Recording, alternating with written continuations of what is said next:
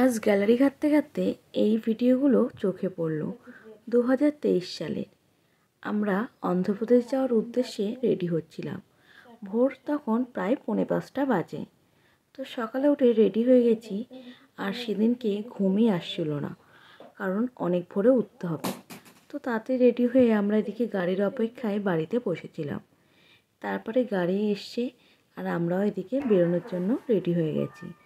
তো আমরা বেরিয়ে পড়েছিলাম আমাদের মেন রাস্তায় যাওয়ার উদ্দেশ্যে। বেরোচ্ছি এখন, আর বাইরে পুরো অন্ধকার। তো বাড়ির দিয়ে বেরোতে বেরোতেই তো নাচা গানা শুরু হয়ে গেছে, যে প্রথমবার এত দূরে যাব ফ্লাইটে করে। তো এর আগে আমি এখানে এসেছি অনেকবারই, বাট ট্রেনে করে, প্লেনে আসার সুযোগ হয়ে ওঠেনি। তো প্রথমবার প্লেনে উঠবো, কীরকমভাবে ওঠে, কী সিস্টেম, তো সবই অজানা। তো দেখো, বকবক করতে করতে আমরা এয়ারপোর্টে চলে এসেছি।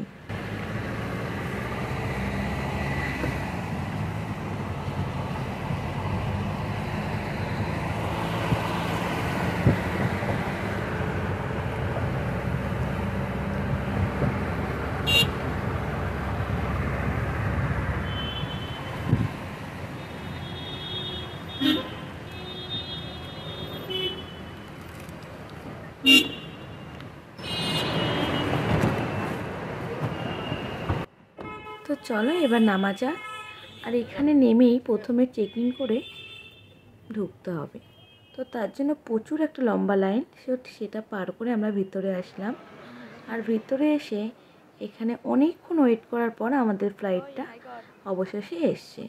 তো তার আগেও একটা লাইন ছিল, তো সেই লাইনে দাঁড়িয়েছিলাম, অনেকক্ষণ ওয়েট করছিলাম। আর এখানে একটা পুচকু বুনু আমার ট্রলিটা নিয়ে শুধু দৌড়াদৌড়ি করছে। সবে হাঁটতে শিখেছি, আমার ট্রলি নিয়ে দেখো পালিয়ে যাচ্ছে।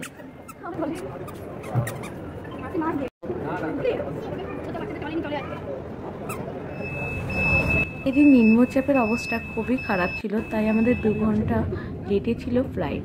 তো অবশেষে এখন আমরা ফ্লাইটে উঠবো, তার আগে আমাদের গাড়িতে করে আমাদের নিয়ে যাচ্ছে আমাদের ফ্লাইটের কাছে। তো আমরা এখন চলে এসেছি, আর এখানে উঠে আমার তো খুবই ভালো লাগছিল যে এখন আমি ফ্লাইটে উঠবো। তার আগে এই মুহূর্তটা সত্যি অনেক অনেক ভালো লাগছিল।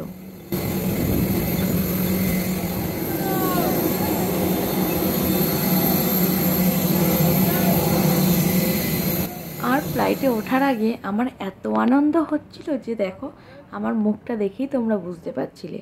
তারপরে এখানে সেই সিট নাম্বার খুঁজে বসে পড়লাম। তারপরে এখানে এয়ার হোস্টেসের দিদিগুলো দেখাচ্ছিল কিভাবে মাস্ক পরবে, সিট বেল্ট বাঁধবে, তো অনেক কিছু দেখানোর পর অবশেষে ফ্লাইট ছেড়ে দিয়েছে। তো আমরা এখন আকাশে উড়ে বেড়াবো।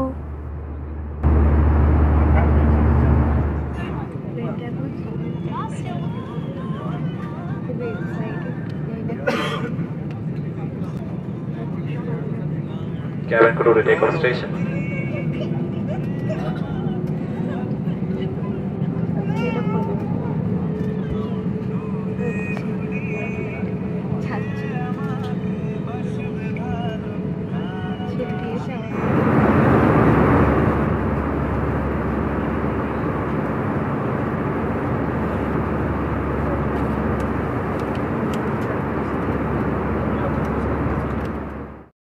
তো আমরা ব্যাঙ্গালোরে চলে এসেছি, আর এখন ফ্লাইট ল্যান্ড করবে।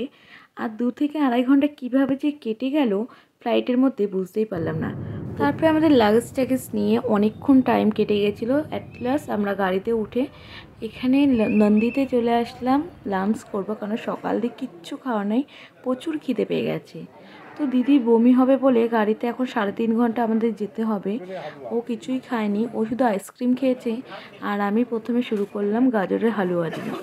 তো আমি তো পেটুক মানুষ, খেতে খুবই ভালোবাসি, আমার সব চলে, আমার কোনো বমি টমি হয় না। তো ও আইসক্রিম খেতে পারি, সেটাও আমাকে খেতে হয়েছে পরে।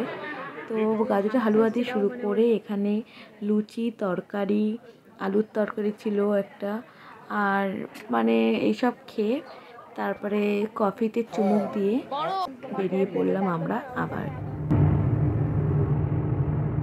তারপরে শুরু হয়ে গেল পাহাড়ের রাস্তা। আর এখানের চারিদিকের ভিউটা এত সুন্দর, আমার তো খুবই ভালো লাগলো। তো প্রায় 1.5 ঘন্টা পর আমি ভিডিওটা অন করেছিলাম, যে 3.5 ঘন্টার জার্নি। তো 2 ঘন্টা এখনও বাকি, আর প্রচুর ঘুম পেয়ে গেছিলো। তো আমি ঘুমিয়ে পড়বো, আর এখানেই ভিডিওটা অফ করলাম। ভিডিওটা ভালো লাগলে অবশ্যই লাইক করে দিও। টাটা।